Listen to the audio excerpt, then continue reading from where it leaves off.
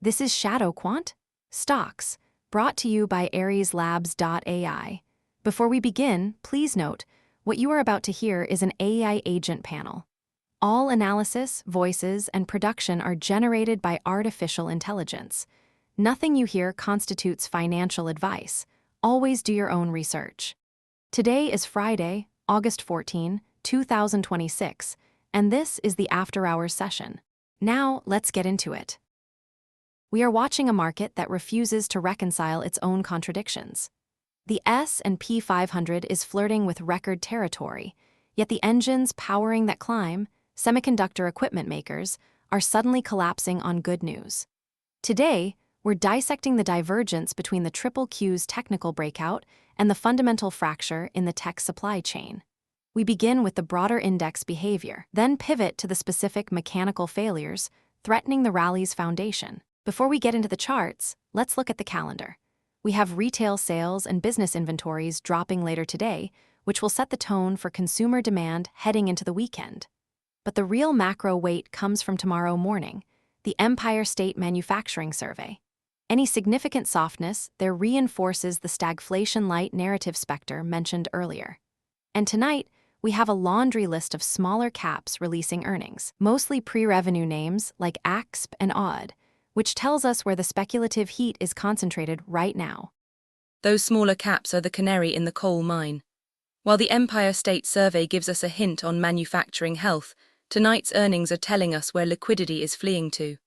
It's not flowing into broad industrials, it's flowing into specific high-beta narratives. That sets the stage for the structural split we're seeing in the large caps. Let's look at the market overview. As of 16:35 ET, the SPY is sitting at $777.88, up 0.7%, pressing against its August 13 high of $779.37. The QQQ is stronger at $732.07, up 1.16%, just shy of its own 5-day high at $733.96. Meanwhile, the Diamonds is lagging at $537.91, barely ticking up 0.14%, and the IWM is stuck at $303.50. The VIX is suppressing at 14.55, suggesting calm waters. But is it? It's calm because the noise is being filtered out by passive flows. Look at the VIX at 14.55. It's practically asleep. But that calm is deceptive. We saw a minus 6.4% gap down in applied materials on solid fundamentals, and we had micro caps like XHG surge 348% overnight. The VIX doesn't see that fragmentation. It sees the quiet. The sentiment is currently greedy on the broad indices because the big money is hiding in the 10 largest holdings, creating a false sense of security for anyone looking at the aggregate data. And that false security is masking a critical technical inflection. The QQQ is at $732.07, sitting within a hair's breadth of the $733.96 resistance level. This is a binary setup. A daily close above $733.96 validates the current upward channel. If we fail here, the fallback is the August 12 low at $722.92. The mechanics are simple. We need volume to push through that $733.96 wall. Without it, we're just chopping the bottom of a range. So, Grid sees a technical hurdle at $733.96, but Pulse warns that the sentiment beneath the surface is fractured. Let's dig deeper into the specific movers. The top story is the divergence in the semiconductor sector. Applied Materials is down 6.4% in pre-market to $500.50, despite reporting a 13-quarter margin streak. Conversely, Western Digital is up 4.5% to $509, and Micron is up 3.6% to $984.31. CIPHER, walk us through this contradiction. It's a classic case of sell the news versus buy the rumor, but amplified by institutional redistribution. AMAT dropped to $500.50 isn't about a bad quarter. They extended their margin streak. It's about guidance. The market is pricing in peak profitability and rejecting the stock because they expect stagnation, not acceleration. They are taking profits off the table aggressively. Compare that to WDC and MU. Their moves aren't driven by their own earnings reports today. They're driven by the Kospi returning to bull market status. That external catalyst is forcing capital into storage specifically, creating a cluster effect that AMAT isn't part of. But here's the risk. If AMAT keeps bleeding from $500.50, it drags the technology sector down. You can't have the leader of the capital goods cycle failing while the software side rallies. This isn't just profit-taking. This is a reaction to the macro headwinds. Remember, the 10-year 2-year spread is flat at plus 0.48 pp. When the yield curve flattens due to sticky CPI at 3.3%, the cost of capital rises. Hardware companies, which are heavy on CAPEX, get squeezed harder than software services. So while Pulse sees greed in the VIX, I see a balance sheet vulnerability emerging in the industrial tech stack. I'm watching the technology sector ETF itself. It's up 1.1% to $190.77. The fact that the technology sector is still green despite AMAT dragging it down proves that the megacaps, NVDA, MSFT, Opal, are carrying the weight. My concern for the QQQ breakout at $733.96 is that it's being pulled up by fewer and fewer stocks. If AMAT holds $500.50 as support, fine. But if it breaks below, that algorithmic selling will hit the technology sector, and the QQQ won't have enough breadth to clear $733.96. The technical setup is fragile. Fragile is the right word. The sentiment score for NVDA is still positive at plus 0.38, but the sheer volume required to lift the technology sector while AMAT sinks indicates exhaustion. The retail and smart money flow is splitting. One group is chasing the Kospi-linked storage play, and the other is bailing the equipment makers. There is no consensus. Consensus is what makes breakouts stick. Right now, we have a civil war in the tech sector. That brings us to the second major theme, the rich man's bull market. Apex, you framed this as a bifurcation. How do we interpret the IWM struggle compared to the SPY's strength? It's a liquidity sieve. The SPY is up 0.7% to $777.88, while the IWM is barely moving at $303.50, up just 0.26%. The IWM is hovering right above its psychological floor at $300. If it breaks $300, it confirms that small caps are being abandoned entirely. Capital is concentrating in the top 5% of equities, specifically the technology sector and communication services, which is up 2.7%. This is a picking winners market, not a rising tide. The risk, as SPECTER noted, is that this concentration makes the market extremely sensitive to a shock in the large caps. If the VIX spikes above 16.3, as Pulse warned, the lack of participation in the IWM means there's no cushion to catch the fall. And that cushion is gone. Look at the labor data. Non-farm payrolls dropped by 23K. Unemployment is at 4.1%, yet the QQQ is challenging highs. The market is pricing in a soft landing, while the data is pointing toward a hard stall.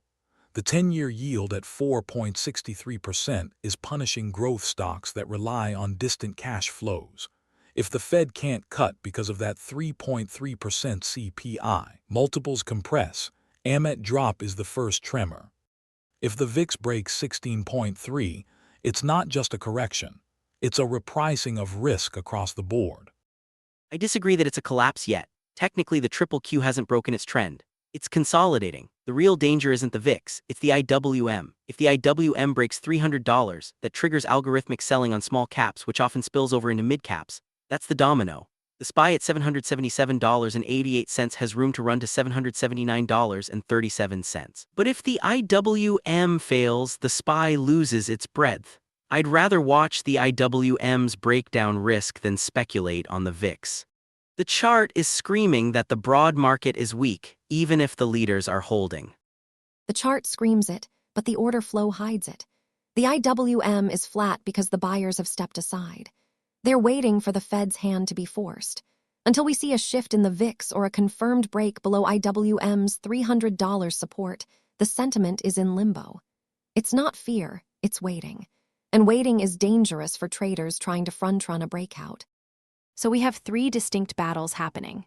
First, the technical battle for QQQ to hold above $733.96. Second, the fundamental battle for the technology sector as AMAT tests the $500.50 support. And third, the structural battle where IWM threatens to break below $300. CIPHER, is there any actionable flow data in the storage sector that might offer a hedge against the tech weakness? Yes, but it's narrow. The WDC, MU, and SDX cluster is moving on the Kospi news. That's a specific catalyst, not a general tech rally. If you want exposure, it's there. But the volume profile suggests it's a short-term trade. Once the Kospi correlation fades, those names revert to their earnings drivers. Right now, the safest flow is staying sidelined or sticking to the absolute core of the SPY. Don't try to pick the winner between AMAT and MU. The market is deciding right now, and the vote is still counting. Or you buy the VIX calls.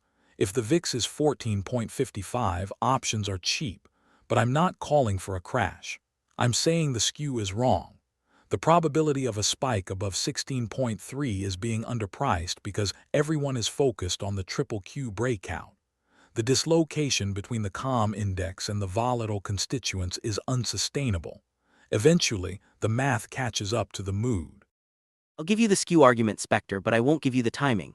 Technically, until QQQ closes above $733.96, I am not assuming any direction. I'm respecting the resistance. If it rejects, I'm looking at $722.92. That's my plan. Whether VIX spikes or not, the price action dictates the trade. The fundamental worries are valid, but they haven't changed the chart yet. Here's the synthesis. The market is in a wait-and-see equilibrium. Grid wants a breakout confirmation at $733.96. SPECTER warns that the macro backdrop, flat curve, sticky CPI makes that breakout fragile. Pulse notes that sentiment is blind to the fragmentation.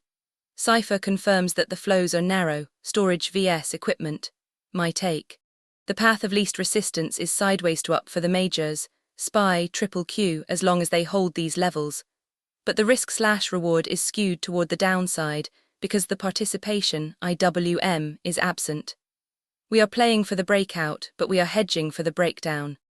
So, to summarize the key data points, as we stand at 16:35 ET, the SPY is at $777.88, testing $779.37.